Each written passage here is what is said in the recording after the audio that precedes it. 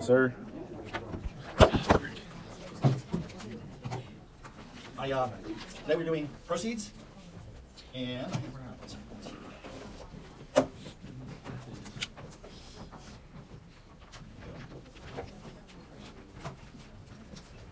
okay. Everybody good? Yeah. Do you have a question? We were supposed to submit that online. Yeah. Yeah. I just have a question about the exam. So for the exam, should we put like the statute stuff, like we like cite it? If that makes sense. Well, the most important thing is that you get the law right. Yeah, Okay. yeah. So I'm not going to grade you on if you get the citation 100% correct. That's not Okay. part of the grade. Okay. So your statement of the law is the most important thing. I find it helpful to think of statutory sections as a way to as a memory tool. So I know that 9315 tells me what happens on the disposition of collateral, for example. Right. But if you get the law right, that's what matters. Okay. So that's going to be the most important thing. I don't take points off for lack of a section number if your statement of the law is correct. Does that make sense? Yeah. All right, so proceeds. I did not put up a lecture about the priority stuff. I think we're going to spend a little bit of time on that. I was doing it, and I'm like, I'd rather actually have a conversation with you about it. I will go back and maybe add a couple of slides after class, once we've had a chance to have a conversation about it, to talk about the priorities battles, because I think this is going to be a little bit confusing when we start talking about new debtors and things like that. So I want to talk about it first and see where people are having trouble. All right? So the first question is definition of what is proceeds, right? And Nicole, hi. I think we passed over a question before. Are you ready to do this one? Oh, what number? The first one. So I think it's 120. 18. Oh, 19. 119, yeah. Yeah, lucky. Okay, well, sorry. Yeah, please. Okay, so I said for A, she was hired in the Perfect. Higher in the ordinary course of business, there is no security interest that continues. Hopefully that's jumped right out at you. You see somebody selling for inventory, you hire in the ordinary course of business. Now, just so we get specific about it, which security interest does the buyer take free of? Under 9320. would it be the bond? Or So, a more general question. Under 9328, it says specifically a particular security interest. It's not all security interests. Or is it created by the buyers? Or by someone? By the seller. Exactly. That's exactly it. So I want to make sure we understand that, right? Security interests, the buyer in the ordinary course takes free of a security interest created by the buyer's seller. Not all security interests. Security interest created by the seller. So if there's a pre-existing security interest that the seller didn't create, it doesn't go away. We still have to look at 9315. We'll see that again in a minute. Okay, so B. What are the proceeds? I wasn't really sure, but I said the car trade-in and then the $200. So the car that was given in exchange, that's proceeds, right? The car was received in exchange for payment of the new car. The check for $200. What was the total? What was the if you walk away from this transaction as the buyer, what would you say you had paid for the car? Probably the value of the other car. So right, and the $200. What about, did you walk away and that was it, or did you have to give something else? Would you say the promissory note or something? Yeah. Is the promissory note proceeds? I don't know. Well, let's take a look at the definition. It's under is it 28A? 9102. Right, that's not. It's 56. Right. Definition of proceeds. 910264. 64. Thank you. Take a look at that definition. 9102A64. Is the note something received by the seller in exchange or for the sale of the car? I would say yeah. Yeah. Okay. Yes. That promissory note is proceeds. So under question B, it's all three things. Whatever is given in exchange for the sale of the collateral under 9102A64A. So proceeds is a pretty broad concept. Whatever you get in exchange. Question C asks, does the attachment of the creditor's security interest in the proceeds, is it automatic or must they be claimed in the original security agreement? I thought it was automatic. It is. No statement need be made in the security agreement to cover proceeds. You are automatically covered. Security interest automatically is covered in the proceeds. So this first question, we're answering two things. What is proceeds? And two, is it covered by a security agreement? The answer to the second question is yes, automatically. Nothing need be done in order to have a security interest in proceeds. Does that make sense? I want to make sure we're all on the same page with that. It's pretty straightforward. If somebody acquires collateral, acquires property from somebody that is collateral to a loan, whatever that person gave them the collateral receives in exchange becomes proceeds. I don't care if it's cash, a check, promissory note, a cow, all of it, proceeds. Right, and that's 9203F. Don't have to say it in the agreement, it's automatic. Unlike after acquired property. Do you have to have a statement in order for after acquired property to be included? Do you need a statement in the security agreement to include after acquired property? Yes, absolutely. Except there are circumstances where inventory and cash. But we're going to say that by saying inventory, that's not limited. Now, normally when I write these problems, I say inventory now, owner here after acquired, just so we don't have any confusion. But there can be cases, and that's correct. But we're saying inventory is a concept that turns over. But you need essentially need a statement to the effect that inventory, that after acquired property is included, 9204, but not proceeds. Let's say the secured party has a security agreement that includes deposit accounts. So it says the security interest covers deposit accounts. And then the debtor sells something and deposits the cash into the deposit account. What is that cash? Is it collateral? That's a bad example. Let me do it differently. Let's say in exchange for the car, the buyer gave the seller a cash register. So seller's a store, buyer gives a cash register. What's the cash register in the hands of the secured party, the debtor? Their store, what would they call the cash register? Equipment. Equipment. Okay. Now, security interest only covers inventory. Is the cash register in that exchange collateral for the loan? So they've sold something in exchange for the cash register. Is that cash register collateral? No. Is it proceeds? Well, is it? I think it's proceeds. So is it collateral? I'm gonna say no because. Oh, too bad, but thank you for playing. Let's take a look at the definition of collateral. Okay. Okay. Collateral is proceeds. Yes, collateral includes proceeds. Okay, that's what another point I want to make. If it's proceeds, then it is collateral. Now, let's assume in my hypo that the security agreement covered inventory and equipment.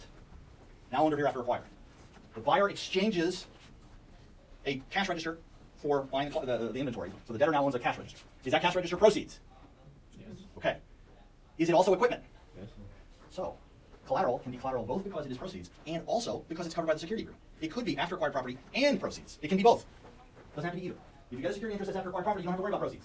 It doesn't matter how it came into existence. If it's after acquired equipment, it's covered by the security agreement. It says it. But it also could be covered as proceeds. And the cool thing about proceeds is the security agreement doesn't have to cover that type of collateral. So if the security agreement says inventory, but the cash register is not inventory in the hands of the debtor, it's equipment, it's still collateral because it's proceeds. It's collateral as proceeds. Okay, and that falls from the definition of collateral. Yes? I know the cash register and cash are the same thing, but it reminded me. Can we talk about cash proceeds and Lowe's intermediate balancing test? Yes, but let's put that off because there's a question about it and I want to do it in that question. Yeah. I will absolutely cover that because we have a question with the lowest intermediate balance test comes in, okay? But that's a great question and you need to understand it. I think you said this in the lecture, but what is the importance of proceeds? Kind of, is it just like tracking things, or? Like for No. So the importance of proceeds is that when the collateral disappears because it's been transferred to somebody else, the secured party gets nervous about what they can foreclose on. And if they don't, if the rule was the only thing that's covered is collateral as described in the security agreement, well then collateral could evaporate and then the secured party would not be able to collect, right? So there would be an advantage to the debtor to just giving it away. So what the drafters of the code did, and this has always been the case with security transactions, is that if you transfer the collateral at some level, that security interest transfers over to the newly acquired proceeds. From the debtor's perspective, it's a really good thing because it means that not from the debtor's perspective, from the buyer's perspective, it's a really good thing because you don't have to worry about, you gave this money over to the secured party, to the debtor, and the secured party is going to have a relationship with the debtor. More than likely, that's who they're going to sue. They're only ever going to go after the buyer under, if the debtor is bankrupt, is insolvent, right? So it reduces the need of the secured party to worry about who buys the collateral. They can go after the proceeds. It's sort of a replacement. It's a replacement idea. It's only the case that like security doesn't continue to sale. Yeah. And the first problem, if you're buying the ordinary course, you don't have to worry about the existing security. But it allows the secured party to get a replacement type of collateral for the stuff that was given away. Yeah, that's the purpose. All right. That's here. I have to make these bigger. Okay. Okay. And I'm not, don't mean to put you off. We will get to that. That's a great question. Just because we have a problem, it's easier to work with. Okay. So the Case Farmers Cooperative wants us to take this into account. The concept of collateral, of proceeds, is very broad. Right? There's 5 categories of things that are collateral, including one that says arising out of the collateral.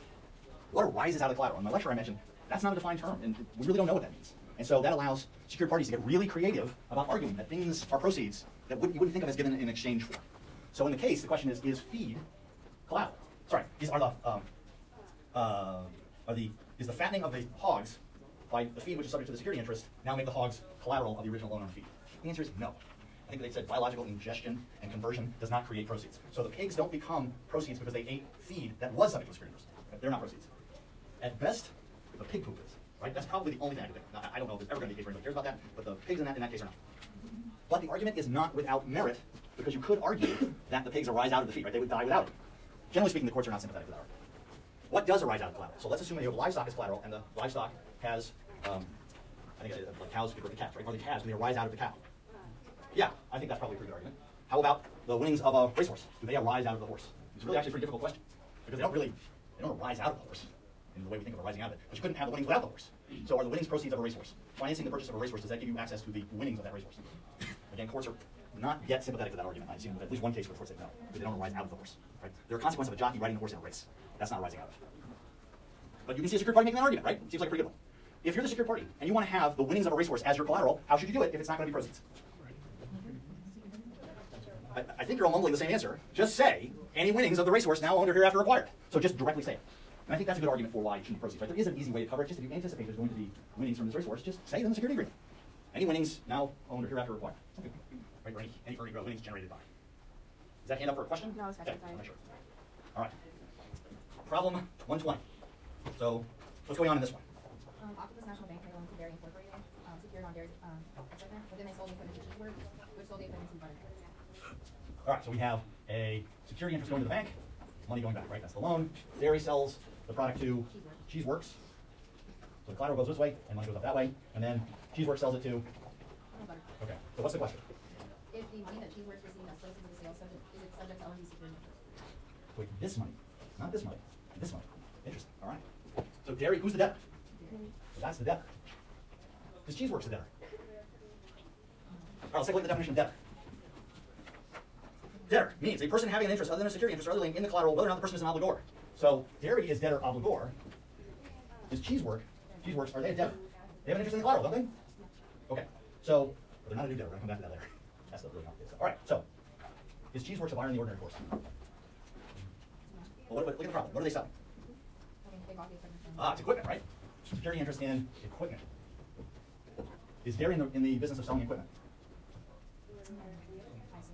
Well, they're a dairy, right? What do they use equipment for? So what do they sell normally in the ordinary course of their business? Milk. Is equipment something that they sell? Probably not, okay? If dairy was a dairy farm and equipment sales company, okay, fine, then that's cool, it would be inventory, right? But they say equipment is a type of collateral that's not inventory, so I'm thinking they're not a buyer in the ordinary course. So therefore, did Cheeseworks take the equipment subject to the security interest in favor of the I mean, I thought it was, yes, based off the case, but. Yeah. No, I agree with you. I think it is. So the equipment comes to Cheeseworks, right? So this is the equipment being transferred, subject to the security interest. They then sell it to Buttercup and they get money in exchange. So is this money proceeds of the sale of the equipment subject to the security interest held by OND? All right. Does the security interest continue in the sale of the collateral?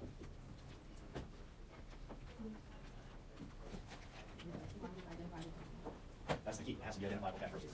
Okay. And we got to come to the lowest intermediate variable because we don't have a number yet, but that's the test we probably will use because it's money in a bank account, right? It's in a deposit account, so we're going to have to trace. And 9315 requires that we be able to trace, that the proceeds be identifiable. So the cash has to be identifiable. The cash is proceeds of the sale of the equipment because of if it's identifiable. So we can find the money when it's not. Well, if it's not identifiable, what does that mean? When the security interest doesn't apply. Yeah, it doesn't just automatically attach to all cash. You have to prove what cash. Right, so let's just change the hypo for a second just to make it clear, right? So let's say the equipment is exchanged for a tractor. Okay? Let's say this is not cash but a tractor. That's easy to identify, right? That's not hard. It's that tractor. The cash is harder. As we'll see in a minute, we'll figure it out. This is the basics of proceeds, right here, these two first problems. If you don't understand this, the rest is going to make no sense whatsoever. So is Buttercup not taking equipment from the LME for history here? They absolutely do. If Cheesecake is a seller of the equipment, Yeah. who created the security interest? Here. So does the buyer in the ordinary course rule say Buttercup? So my question is how do they have the security proceeds on the sale also have security interest in equipment? Well, there's an answer to that. We just did it in problem 119. How is it that they have a security interest in 9315, right? Does the security interest continue in proceeds? Yeah. Under what rule? Wouldn't that be like a windfall? Because they have Can they collect twice? No, they can never collect twice. They can only get paid up to the value of the debt that's owed. So ONB has a choice, right? They have a choice, either after the equipment or go after cash. Assuming that both are more in value than the debt, they can't go after both. Can they go after both if it's less? They can sue everybody and everything up to the value of the collateral, up to the value of the loan. Yeah. So they have the interest, but they don't collect. It's the blob. It rolls along and touches things and they get sucked into it. Proceeds is evil if you think the blob is evil. If you're the bank, is the blob evil? No, you release the blob. Right? You're the aliens that came to the planet and released the blob. You love the blob. Debtors and buyers and other people hate the blob because of this. Yeah. If we were to assume that dairy was a buyer in the ordinary No. course, Sorry, dairy's not a buyer at all. I'm sorry, if we were to assume that dairy were in the business of selling equipment. Correct, okay. And then that means cheese was a buyer in the ordinary course, is that? Does that cut off, if you are a buyer in the ordinary course of the seller's business, does that cut off a security interest created by the seller? Yes. Yes, by definition, that's 9328. So then it's just becomes that money becomes proceeds. That's not proceeds anymore because there was, okay, if there's no security interest, right? They're not a buyer in the ordinary, if they're a buyer in the ordinary course, is there security interest anymore? No, they're out of the picture. Then the only proceeds that the bank can go after is this. So yes, that's what I'm asking. No, I didn't mean to. Yeah. Part of it. Yes, then they're done. Then it's not the blob. Then the blob has been. I don't know, was it Steve McQueen in that original movie? Yeah, Steve McQueen, right? With a big flamethrower or something like that. Yes. If they hadn't filed. Yes. their, If they hadn't filed, does a buyer take free of a security interest that's not perfected? Yeah. What rule? I don't remember. Yes, that's the law. The law is a buyer takes. But what kind of buyer? Is it all buyers? BFPs take free of an unperfected security interest. 9317B. Yes, that is correct. If this is an unperfected one, but the problem I think said it was perfected, right? I think doesn't it say it's perfected? No. Can a buyer take free of an unperfected security interest? 93. If they're a bona fide purchaser for value. It might have been one of the problems, I don't remember, but I got, so if there was a PMSI. Yes. And it was in consumer goods, so automatically perfected, does the rule for buyer consumer goods like still apply? Like, I guess what I'm saying is, would somebody, if they wanted to, the PMSI to flow through to the buyer, do they have to still file? PMSI is a priority concept. It's not a profession concept. Okay. It might come up one of the Well, I questions. think about it. To get purchase money secured party priority, you have to do certain things. Right? Just on the file, even Well, you though- have to do whatever the PMSI requires. Okay. Yeah. You don't have to do anything in this consumer goods. Okay. Yeah. Well, maybe it was an essay.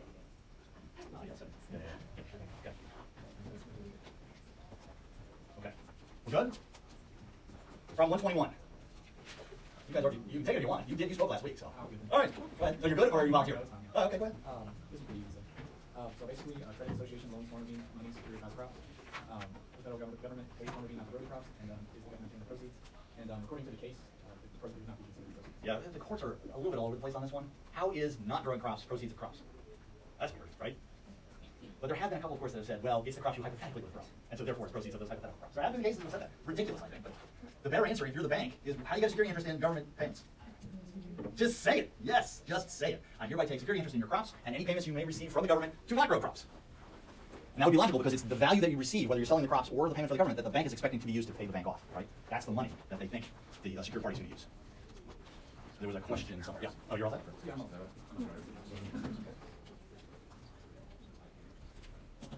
All right, I asked you to skip problem 122, and I want to go through it, but I think it was a little bit more convoluted than it needed to be. The first thing I want you to understand is, the question is, what are the proceeds? So we have proceeds. We have three types, right? We have accounts receivable. I think it was, sometimes they buy for cash, sometimes they buy for an account receivable, and sometimes they take it with a loan, right? That is secured by a security interest. So we have three kinds of collateral. We have cash, we have accounts receivables, and we have chattel paper. So those are the proceeds. Now we're talking about priority and proceeds. So the first thing you need to understand in this problem is that unless a special rule applies, as between two secured parties, 9322 governs, 9322A. And it's the first to file perfect rule. So accounts. How do you perfect in accounts? What's the method of perfection for accounts? Can you control accounts? Is there a section that you refer to that says you can control accounts?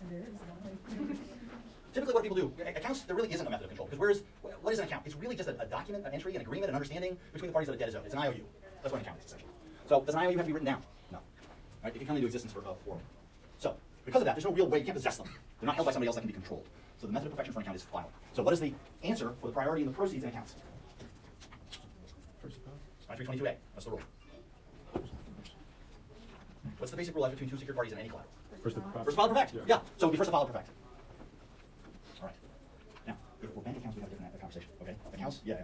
Deposit accounts are the weird ones, and they would have control. In fact, the only method of perfection for a bank account is control, and so we have different rules for that. So now you look at 9322, and you see a section that says B, time for perfection proceeds and supporting obligations, right? For the purposes of subsection A1. That tells us it's the same priority rule.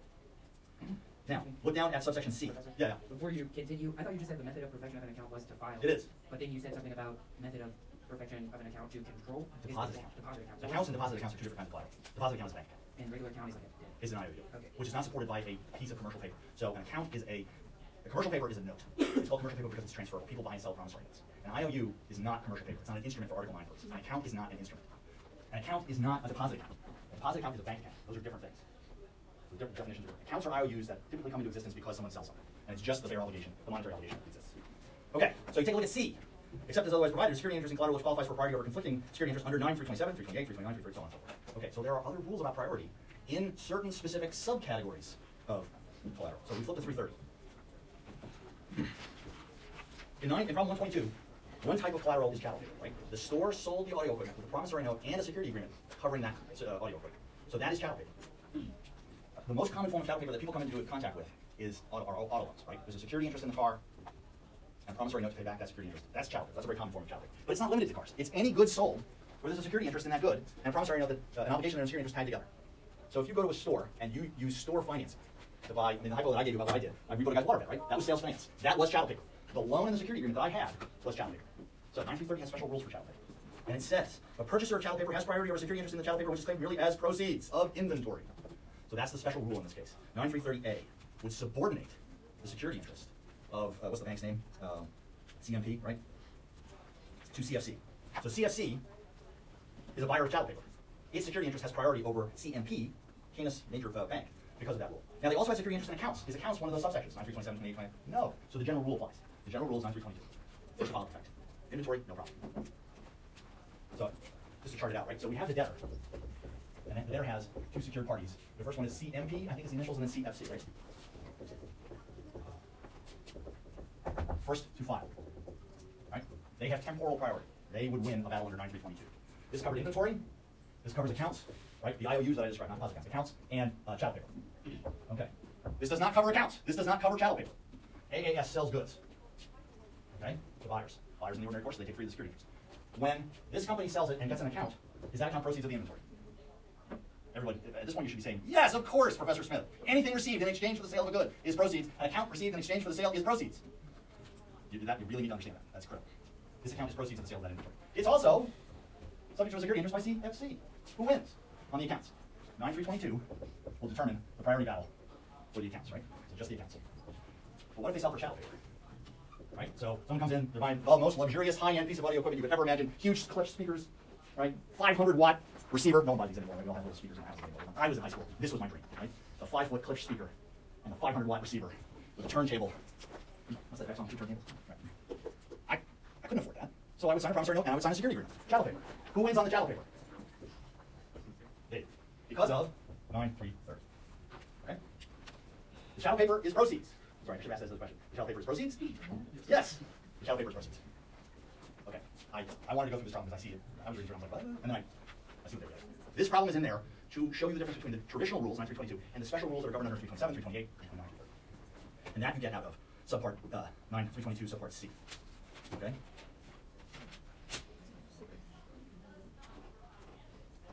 Now, Aquarius defaults.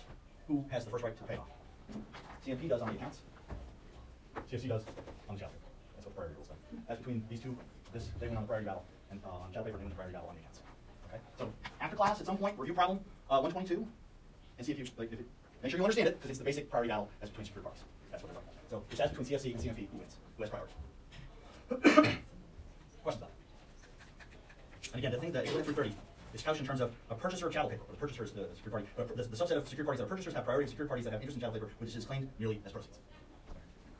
Otherwise, what would happen is their earlier filing date would beat this party. Yep. So because the purchaser bought AAC's chattel paper, because CFC had already had a claim to chattel paper, under 330 they get the proceeds from the chattel paper. That's what 330 essentially 330 says, tells you who gets the priority. Yes. A purchaser takes, it was suspended proceeds subject to a security interest, has priority, right? It doesn't cut off the security interest of CMP. But right, but But because in essence, there's nothing left over. like if CMP had listed proceeds from chattel paper They don't need to. They don't need to ever use the word proceeds. They automatically get proceeds, always. except for Unless something cuts it off. except for another secured party that claimed chattel paper No, as its not instead collateral. of, in addition to. This bank has a perfected security interest in chattel paper as a purchaser. Yes. This party has a perfected security interest in chattel paper as proceeds. They both have a perfected security interest in the same chattel paper. Okay. This is the same piece of paper. They have priority under 9330. Oh, okay. Okay. Yes. But they still, right? Take a look at the language of 9330. A purchaser of chattel paper has priority. Doesn't eliminate. It's not like a buyer in the ordinary course. Over security interest in the chattel paper, which is merely as proceeds of inventory. So security interest in the two requirements. They have to be in good faith and buy the ordinary course, and the chattel paper cannot indicate that it was assigned to somebody else. Okay. But you never, ever, ever, ever have to say proceeds in the security agreement. You always get it automatically. Okay. The Helms case. Does proceeds include claims against collateral, or claims based on the loss of collateral? Does proceeds, in the definition of proceeds, include claims based on the loss of collateral? Yes. 102A64 Part 4, I think, right? Claims is 4, insurance is 5. So, if you're the secured party and your debtor's car is in an accident, and the debtor has a lawsuit against somebody else for the loss of that car, you have a right to the proceeds that come through that lawsuit. That's what that means. If your debtor has insurance on the car, and they get a check from the insurance company, that is proceeds of the car as collateral. That's what this means, okay? Yes? This is kind of a selfish question because I just need to know for another reason. But what if they don't have? I'm not a lawyer in Kentucky. I can't do that. But you can ask your question hypothetically. But what if the creditor didn't have it on the title that they never lost? No. So like that exact scenario, except the person who lent money to buy the car is not listed as a lien holder. So they, Well, then they don't have a perfected security interest. Yes. Yeah. If they're not a perfected security part, not a perfected secured party, then you have to worry about 9317. Does a bona fide purchaser take free of it? Yeah. But if there's no way to cut them off, right, being perfected or unperfected, does an unperfected secured party still have a security interest? Yes. The other person making a claim to that money, other than the debtor can never make this claim. The other party trying to make a claim to the debtor has to make the argument that because of the unperfection, it eliminates the security interest as that. So the trustee in bankruptcy would say, you don't get those proceeds because you were not perfected in the car. Does that make sense, everybody? If your security interest is not perfected, a buyer takes free of that security interest if they're a bona fide purchaser for value. 9317B. If they take free of that security interest, then the proceeds don't transfer either. That's gone. So the insurance claim is gone. Yeah. All right. That's what this case is about. So proceeds also include like the right to sue for property damage? Yes. It's the claims arising out of the loss of the collateral. Now, I wanted to give a hypo on this. So let's say the secured party is owed, and I think probably only one who gets at this. Let's say there's a loan of $2 million and the collateral is worth $500,000. So stop right there. Are they over or under secured? They're undersecured, right? They have a loan of $2 million and they have a security interest in collateral, let's call it equipment, worth $500,000. So they are now undersecured. Let's say that collateral is destroyed by somebody else who is liable for that destruction. The lawsuit generates an award of $750,000. $500,000 for the collateral, $250,000 for the emotional distress from the loss of the collateral. I don't know. How much of that $750,000 is proceeds? 500. Only the collateral. Only the claim that relates to the loss of the collateral. So just because the lawsuit generates huge winnings does not give the secured party extra security. They only are entitled to the value of the collateral. Okay? That's in the definition of proceeds. It does not expand. The law does not go to reach other kinds of claims. It's only as to the collateral. And again, let's say the collateral was worth $3 million, and they get an award of $3 million. Do they get all $3 million? No, they're only owed $2 million. They get what they're owed. So there are limits built into this. Owed in the sense of the obligation that supports the security interest. Okay, problem 121, we did, we're on to 122, right? We just did 122, so 123. And I need to go to the page that has 123 on it. Is right. Yep, good, okay. We have 3 more problems. Let's do this one together. Okay, so we have the company, Sound Heating and Air Conditioning, borrowing $15,000, and one of their clients wants to buy that heating system. What is that heating system inventory? Well, where was it when they sold it? It was in their offices. So is it their inventory?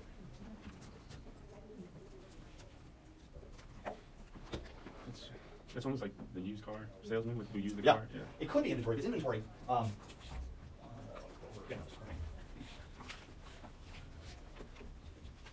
we have SHAC, they borrow from MMF in order to person to finance a furnace for their home office. When a client needs it, they sell it, so they sell. So this is the, we're just going to say collateral for now, right? Collateral.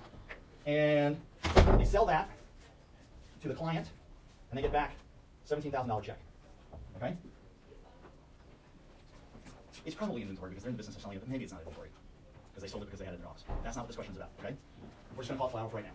Where does the money go? This is your question. Where does the money go? What do they do with $17,000? They deposit it where? Whose bank? No, which bank? Where's the bank account? Abednego? Abednego State Bank. Abednego. ASB. So the bank account with ASB. So it's their bank account at this place. How much is in it before they deposit the money? $81. Okay. They deposit $17,000, right? What's the balance now? Okay, that's the balance in the account. What's the next thing that happens? Don't they write a check? No, they add $5,000 to it.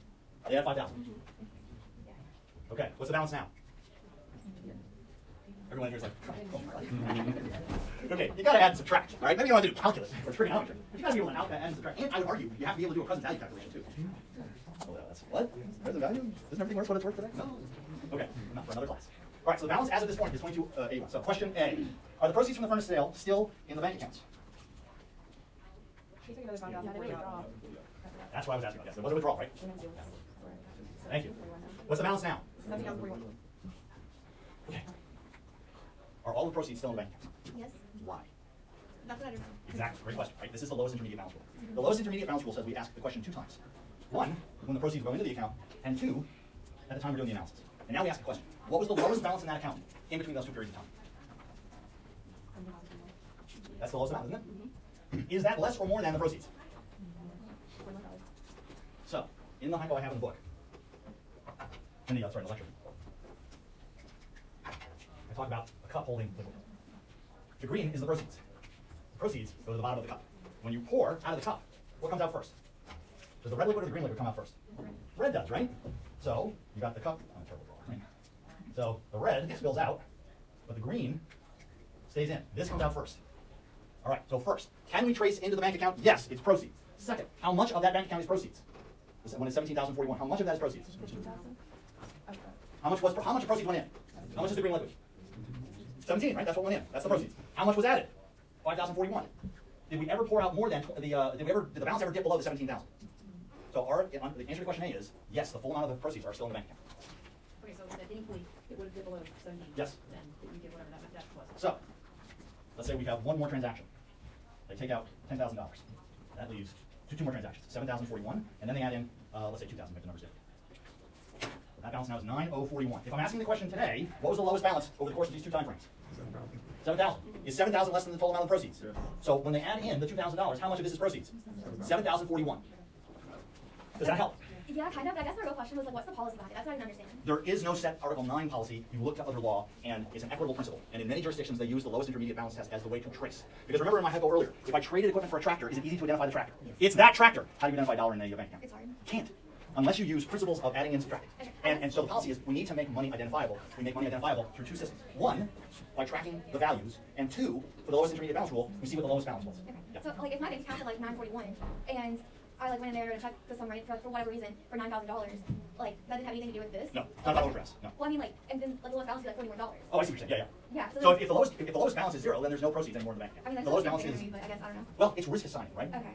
If the because there are ways for the bank to protect themselves. If they don't do anything else and they allow this to happen, it's their fault. That's why. Okay? This is their fault. They didn't take extra steps. And in the problem, I think it's maybe the last problem, they ask about what the extra steps are. Okay, B, if they default on the loan, and also an unsecured promissory note held by Abnego State Bank, ASB, right? Now remember, this is from the problem. This was me adding facts, okay? Who gets the money? Can the bank, ASB, exercise its common law right of set-off and pay itself out of the checking account? Or is it junior to MMFA? What does 340 say? What does 340 say?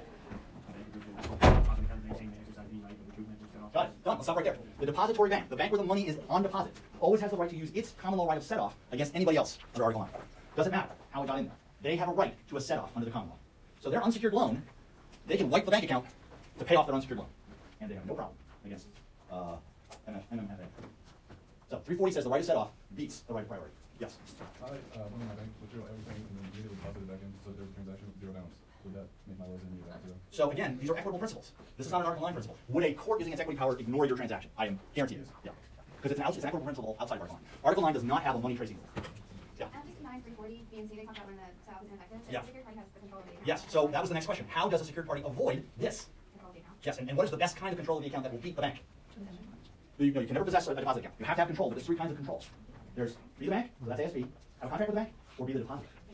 Well, actually, just put your name on the account. That's the best thing. Yes, that's how you protect yourself against bad actors or people you don't know. You set up a bank account that you, the secured party, is the named account for, and that beats out the depository bank. And think of it from a contract law perspective. Who has the contract with the bank in that scenario? The secured party, MMFA, right? I didn't fully have their name right. If this creditor becomes the account holder, can this bank use their account to pay off somebody else's debt? Of course not. You would be pissed if they did that. Bob owns some money. We're just taking a little bit of cash out of your account. What? No. And that's how they win. That's how they avoid this. If you are a secured party and you're worried about this, you set up special bank accounts where the money gets deposited. And you become the depository bank. So that's how you avoid this. That was B. Is there another part to this, or is that it? C. Oh, yeah, we just answered that one. Okay? And then D, what's the problem in part D? If the depository bank has a security interest in proceeds deposited in the debtor's account, but honors a check that depletes the account, may it still recover the money as traceable and identifiable proceeds? That's the answer to that question. We'll look at 332. Which you all read because you came prepared for today's class. He said, I'm extremely pleased with everyone in this class who worked so hard to be ready for class. Yeah, see? I'm proud of all of you. 332 says, the transferring of money out of a deposit account takes free of any security interest, so long as it's in good faith.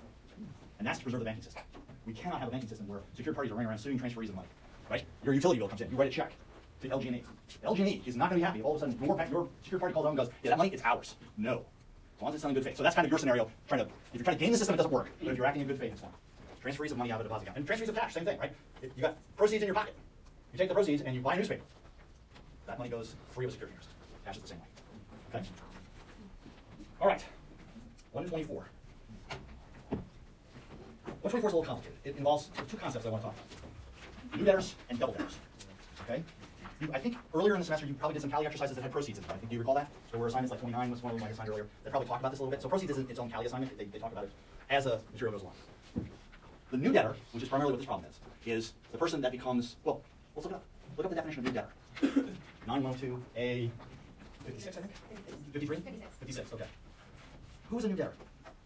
It's somebody who becomes bound by a security agreement. How do you become bound by a security agreement? It refers you to the section in 9203. It says, 9203D tells you when somebody is a new debtor. And a new debtor is a person who becomes subject to an existing security interest held by a different debtor. So in the problem, we have 2 stores that have their own loans, and then they merge. Okay, that new merged entity becomes a new debtor. Is it subject to the existing security interests of the previous companies? Yes, that's what the merger rules say.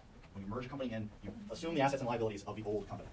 Okay, that's what the new debtor is. So you've got a new party that is subject to somebody else's security agreement. In that circumstance, does the filed financing statement cover the collateral of the new debtor?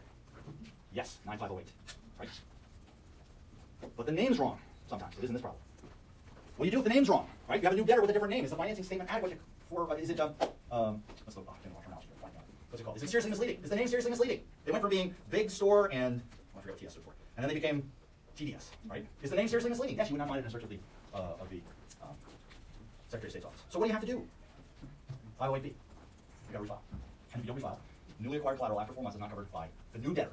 Collateral they acquire after the acquisition, after the 4-month period, is not covered. Is not protected. Not subject to that security. You said I'm 14. What do you want? Yes, then they're fine, right? Yes, then we have 9322 first to file the fact. Otherwise, the other rules kick in, right? So the new debtor, I know that's, when my 12 years old is ridiculous. I won't even admit to watching South Park. It's a terrible show and no one should ever watch it. Terrible, terrible. 9326. Subject to subsection B, a security interest that is created by a new debtor in collateral in which the new debtor has or requires rights and is perfected solely by a filed financing statement that would be ineffective to perfect the security interest, but for 9369I1, which is the move to a different state rule, or 9508 is subordinate to the security interest in the same collateral which is perfected other than by such a filed finance. So if the only reason that there's a perfection is 9508, that security interest is subordinate to the new debtor's credit. Okay?